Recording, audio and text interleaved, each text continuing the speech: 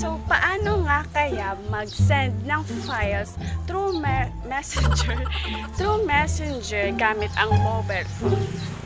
Paano nga kaya? Watch this out!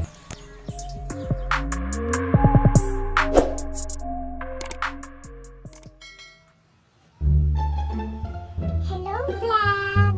Welcome to my everyone! So hello everyone, I am Patch and welcome to my channel.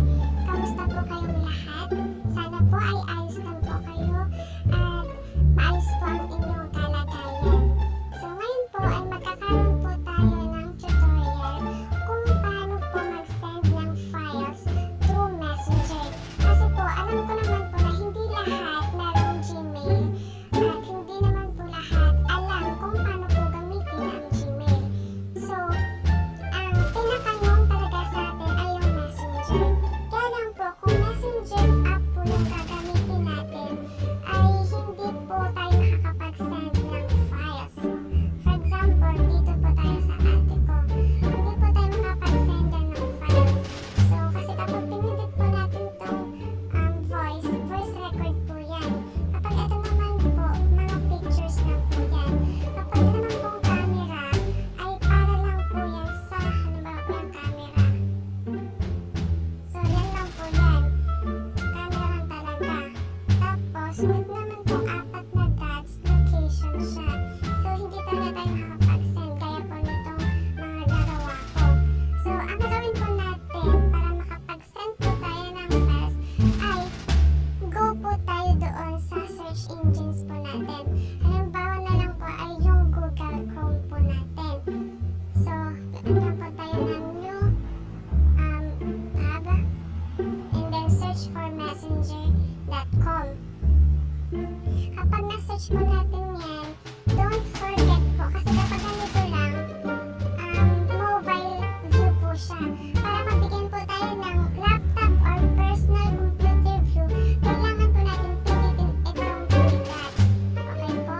3 dots. Tapos, i-click po natin itong desktop site. Okay, so yan na po yun. Oops. Ano na po ako magsasign in. So, type ko na po yung password ko. Guys, secret lang po natin to. So, yan po. Sign in ko lang po yan. At wait lang po tayo sa internet. Okay, maraming nag-notif sa akin. Okay, so kapag ganyan, as you can see kanina, iba yun. Ito po, desktop site po siya. Kumbaga po, from mobile na view, nagkaroon po tayo ng desktop na view. So, shout out. So, shout out. Yan, shout out sa mga friends ko dyan. So, kanina, makikita po natin dito na iba na po siya. So, para makapag-send na po tayo ng files, ay i-click lang po natin itong yung pong may plus na yan. So, click lang po natin yan at may makikita po tayo dito yung parang picture icon. So, pindutin lang po natin yan at go to files. Kapag ganyan po, pwede po tayo maghanap po dito sa ating WPS or sa mga files na po natin. Yan, password ko, secret lang po natin yan, mga password na yan. And then, oops, yan. So, halimbawa, ito po tayo, PDF po tayo. Halimbawa, ganyan. Kasi po, para send tayo ng files, pwedeng messenger, pwedeng PDF, pwedeng Excel, pwede po yan. So,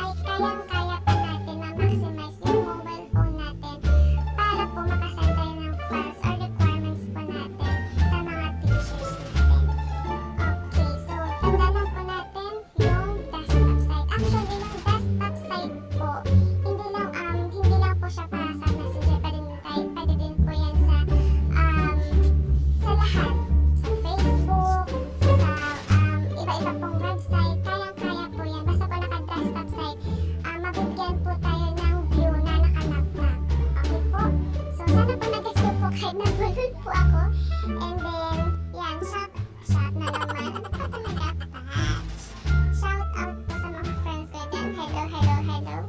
Yan po. So, sana po ay nagustuhan nyo at natutunan nyo po. Kasi po, natutunan ko lang po talaga ito actually sa Facebook. Kasi po na may nag-share at gusto, uy, wow, paano to?